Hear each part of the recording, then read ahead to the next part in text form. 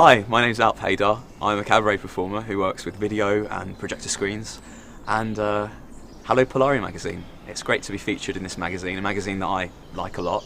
And to be honest with you, I think a lot of my cabaret work, a lot of the attention I've been getting is through the comedy sort of angle. So it means a great deal to me to be featured in a magazine which will appreciate the more cerebral aspects of my work.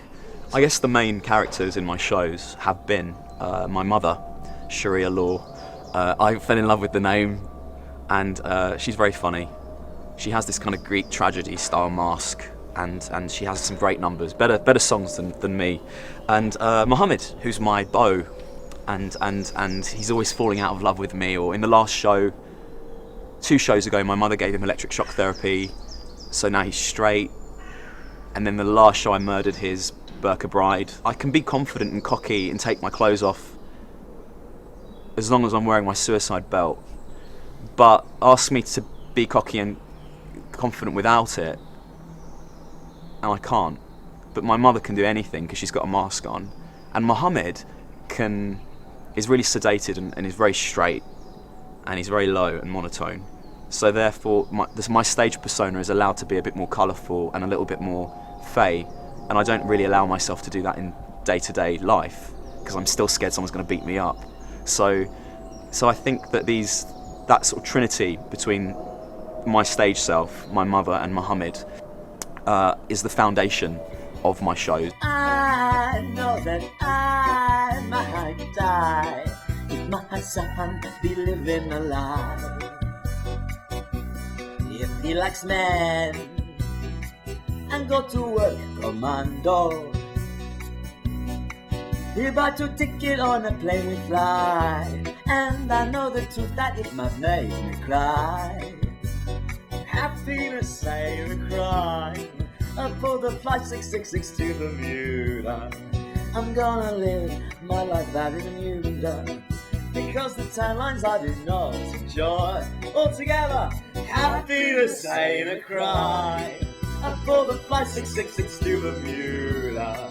I'm gonna live my life out in Bermuda because the tan lines I do not enjoy. I do everything alone, but I don't think that's because I'm a control freak. I think it's because that's how this all developed, because I didn't have any money. I mean, I don't have any money.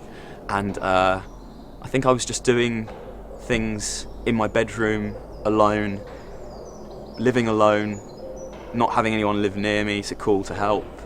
And then you've got a good formula, it turns out. People are responding really well to you playing all the characters and creating these promo videos and these teasers, and why spoil a good thing?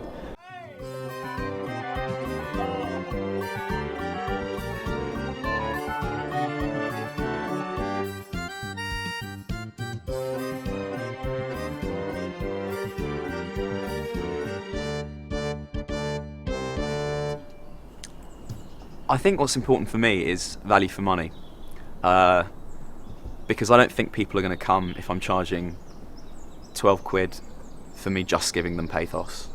And so I like to do comedy and a little bit of burlesque.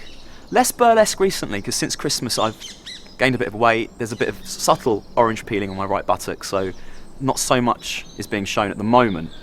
But it's really important for me that people don't feel like they're being robbed and that they're leaving happier than they did when they walked in. And I'm happy to sacrifice the pathos and that cathartic purge I was talking about earlier if they're just going to laugh, because that's the most important thing. For me as well, because I'm happy when I perform, and I'm happy when I see you guys smiling back. It makes me feel loved, and it makes me feel like I did something good.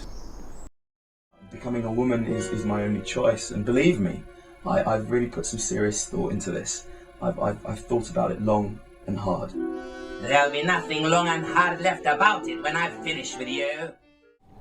If the Arts Council, God bless them, gave me a couple of grand, not 10, just a couple, I would buy the Ferrari of laptops. I'm working on antiquated, borrowed equipment, and I have been for the last 3 years. And I got a Time Out Audience Award, and I got a nomination for the Cabaret Awards, and I get these articles, Thing to Watch in 2011. I get all that working like a tramp. Imagine what I could create and the entertainment I could create. I mean, sure, it's cathartic and I'm clearly on some narcissistic kind of purge, but I do make people laugh. I really would love to see my shows if I could have not even a couple, £1,000. I've saved up 600. If I could just have another £1,000 to buy that Ferrari of laptops, my shows would be awesome.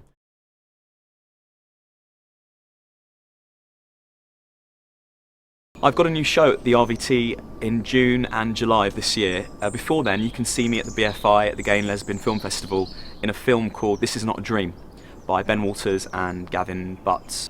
My next show in June is kind of a reboot because I killed myself in the last show, and it's funny, yeah.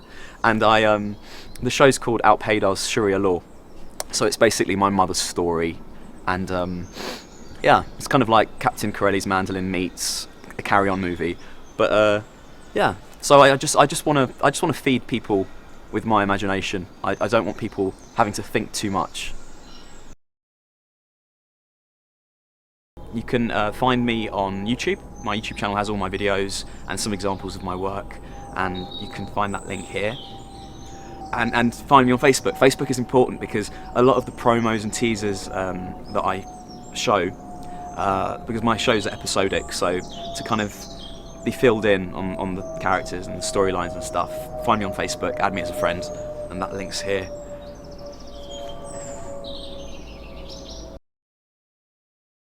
If I had to compromise my humour for money, I probably wouldn't, because I'm in love with what I'm doing. I've never been in love with what I've been doing in my life, but I'm really in love with this. It's like you'd be asked to put down a spastic child, you know? No. I love that child. It's spastic, but I love it. Is that... You can't say spastic anymore, can you? You totally can. Retarded, I should have said.